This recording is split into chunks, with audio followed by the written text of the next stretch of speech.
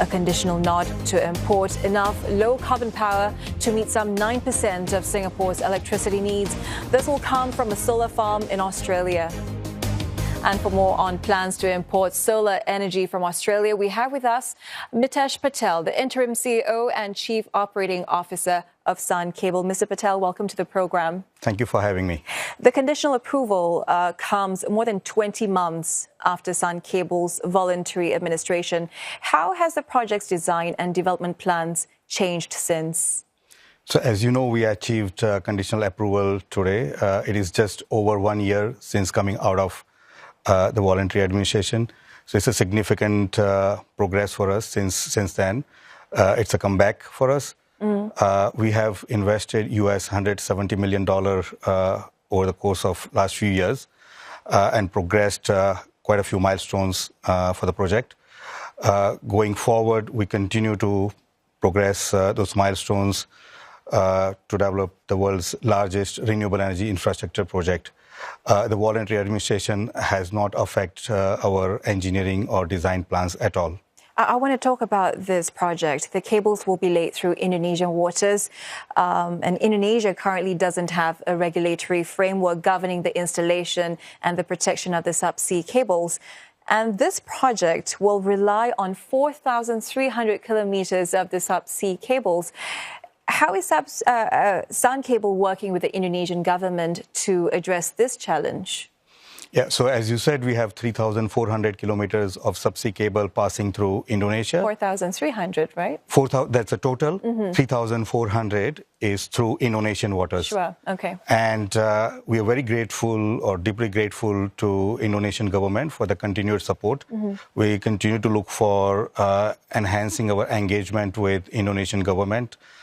We have completed 70% of our subsea survey work so far. Recently, we received what we call RECOM 1, which is a permit to further carry out the subsea survey within Indonesian waters. We are also working with Indonesian government. We have made a commitment of spending US $2.5 billion through procurement of goods and services throughout the life cycle of the project. Do you foresee any challenges in this partnership or working collaboration with Indonesian government?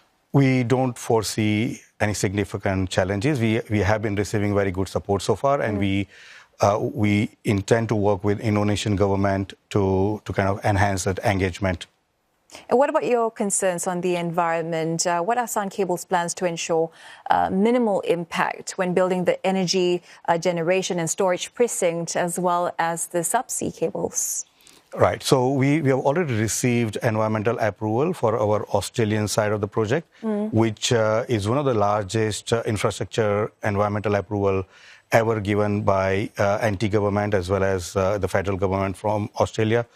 On the Indonesia side, we are the company founded on the vision of decarbonizing the region and the world.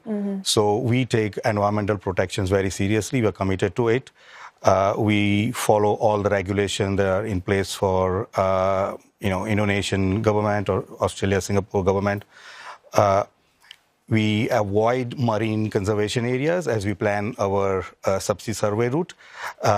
Even when we bury the cables, it will be about 1 to 3 meters under seabed. And once laid, there'll be no impact on the marine life. And as you've said, Mr. Patel, this is said to be the world's largest solar farm and battery storage infrastructure. But how will it support Singapore's intent to be a regional clean energy trading hub? So Sun Cable's vision is to move large-scale renewable energy from where it is found in abundance to where it is needed the most. And to that effect, we are developing 1.75 gigawatt of renewable energy on an AC 24/7 basis.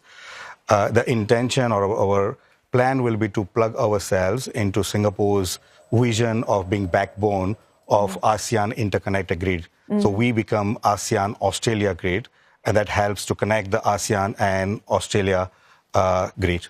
Okay, and this project is expected to be online after 2035. That's correct. We also have to remember that this is a conditional approval. How confident are you that Sun Cable can meet the next stage of requirements for a conditional license? What are your upcoming plans? Right. So, as you know, we have gone through rigorous assessment of EMA as we received the conditional approval. As part of that rigorous assessment, EMA has assessed the project for commercial and technical viability.